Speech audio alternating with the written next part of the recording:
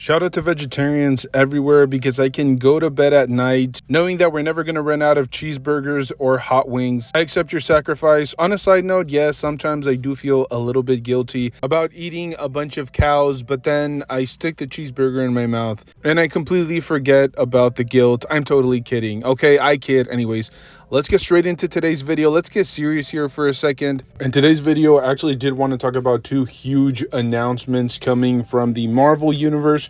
On one side, we're going to be talking about a new Marvel Legends, essentially reissue or re-release, and then we'll be talking about a 1/12 Mezco action figure. Let's get straight into the first announcement from Hasbro, and that is that they're essentially reissuing the Nimrod Marvel Legends action figure. This was a part of a 3-pack from, I want to say, like about 4 to 5 years ago, and they're essentially just taking the Nimrod away from that triple pack and reissuing it or re-releasing it on its own. It will come with 4 hands total, blast effect pieces, and then an extra head sculpt. And I'm a little bit torn when it comes down to this release because, look, I completely understand how expensive that triple pack has gotten. I mean, it's not like astronomically expensive because nowadays if they were to release a triple pack along the lines of these 3 figures, it would probably be around like $80 to $90. So I think there is a bit of a markup on eBay if you go and check out this triple pack, but it's not like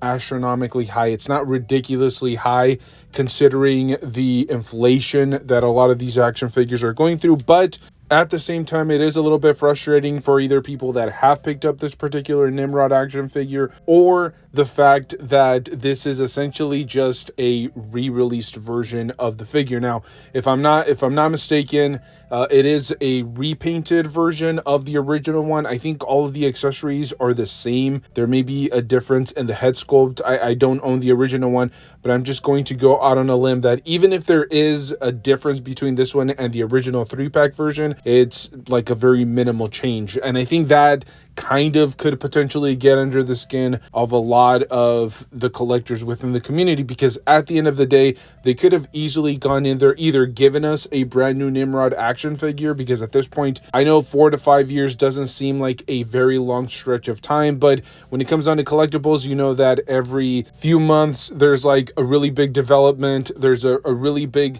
massive upgrade, whether it's pinless technology, whether it's toe articulation or a toe hinge, whether it's a brand new designed, mid torso that has great butterfly joints or the double lab articulation. The list goes on and on. Like, they're always trying to push forward. And even though that isn't necessarily the case with every single Marvel Legends action figure that is released by Hasbro, it's still worth mentioning that there has been a lot of upgrades since this particular Nimrod action figure. So it feels a little bit dirty that they're not even going to go in there, redesign anything. They're not going to add anything to the figure. They could have easily upgraded a few things here and there, just tweaked it a little bit. They're essentially just repainting the figure and then making it available for those people that may have missed out on the triple pack or just recently got into collecting. So you will now be able to pre-order this figure at the kind of reasonable price point of $39.99. I think that's just the regular price point for like deluxe build-a-figure size action figures nowadays.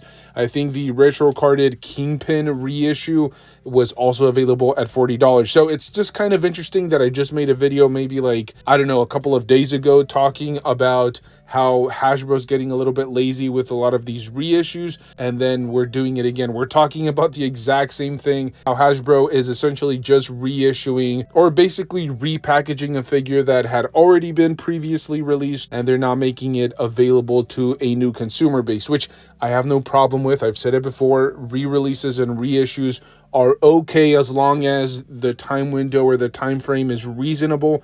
You don't want to be reissuing figures that are like 5-6 years old because, again, they're just outdated. The technology has made some huge bounce forwards.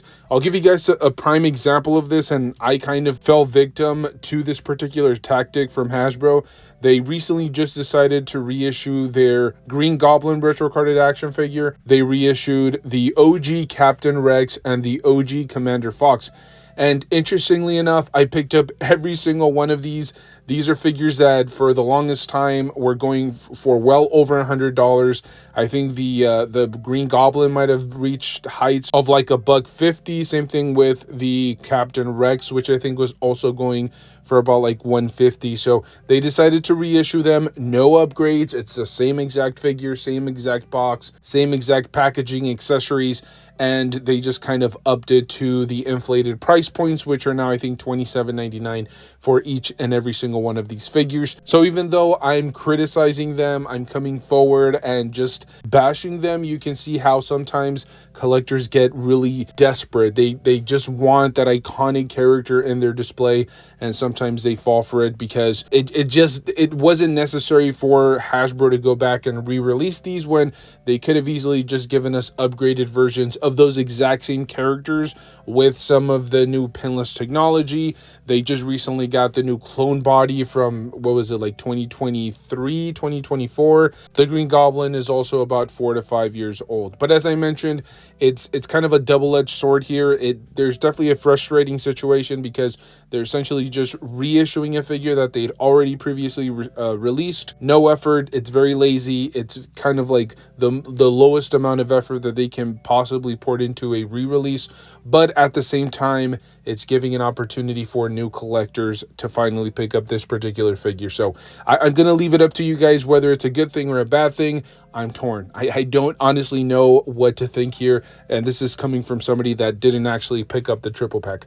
But anyways, moving on, I did want to talk about something that honestly I've had my eye on since SDCC, because that was the first time that I personally noticed this figure. I don't think that they had it up for display at NYCC, but I could be wrong on that.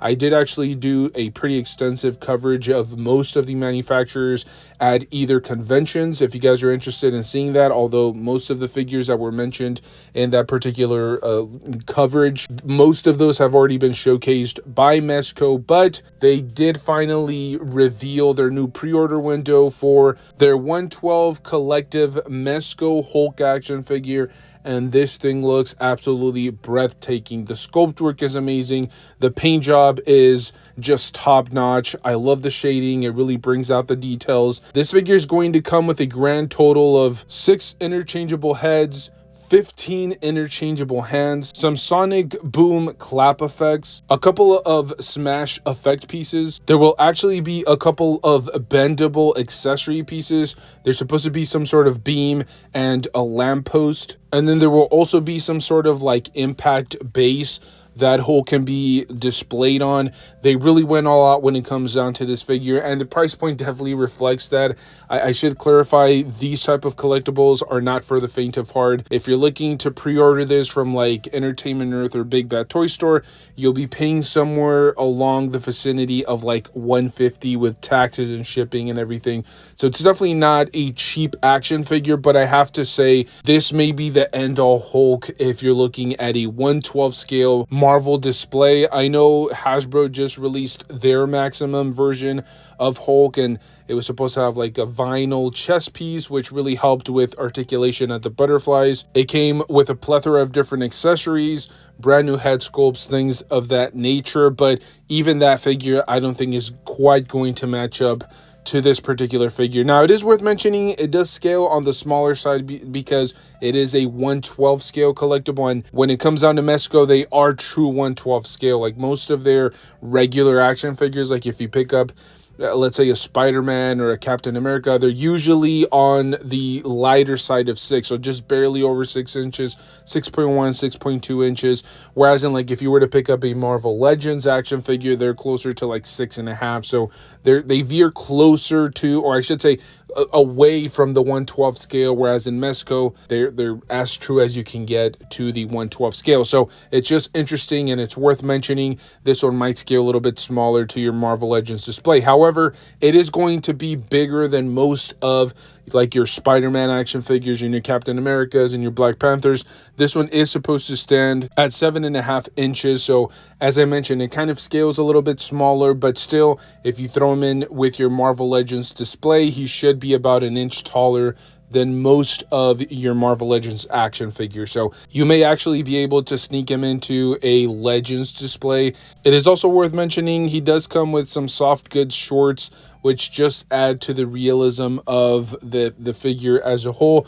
Now, on a side note, and this is something that I think is worth pointing out, Mezco usually does a pretty good job with their articulation scheme. However, they're not as top-notch as some of the other manufacturers that sometimes release certain characters or certain figures with slightly better posability. Sometimes if you compare it to like Mofex or the SH line, they can usually get into more dynamic poses. And I think a lot of that has to do with the soft goods that Mezco decides to utilize. And so here in this particular case, I'd have to actually see the figure in person or some reviews, because from what I can tell, the Marvel Legends Hulk might actually be slightly better articulated, like the butterfly joints or the reverse butterfly joints that they were using on the OG body mold, the OG Marvel Legends Hulk body mold. I actually really like that. He was able to extend his arms backwards. Obviously, they decided to not cut anything on the front-facing chest piece, but still, it's kind of something to keep in mind. The way they designed the butterfly joints and the elbow joints, I'm a little bit concerned that maybe this figure is going to be,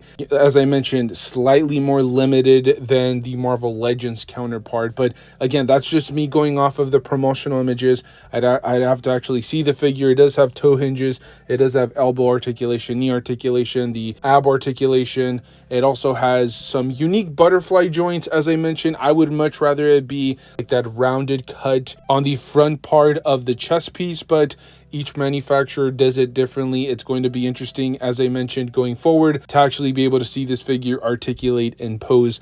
I'm genuinely curious because, as I mentioned at the beginning of the video, or I should say at the middle part of the video, this may be the end-all Hulk for a lot of people. It's definitely an expensive price point, but I think you're getting your money's worth, not to mention the insane amount of accessories that you're going to get here. I mean, 15 interchangeable hands to go along with 6 extra head sculpts. Absolutely insane. And it's definitely, at least keep it on on your radar, add it to your wish list. If you have to ponder it a little bit, don't do it for too long, but at least you have a couple of days, I think, before it sells out. But anyways, this is just my personal opinion, my personal take. I just wanted to quickly share a couple of really interesting either re-releases or announcements from the Marvel universe. Not both of them are from the same manufacturer, but they're still very interesting, and they're both from the Marvel universe. So if you're looking to spend some of your hard-earned cheddar, this is the right video for you. Go out and check these out. Entertainment Earth Big Bad Toy Store.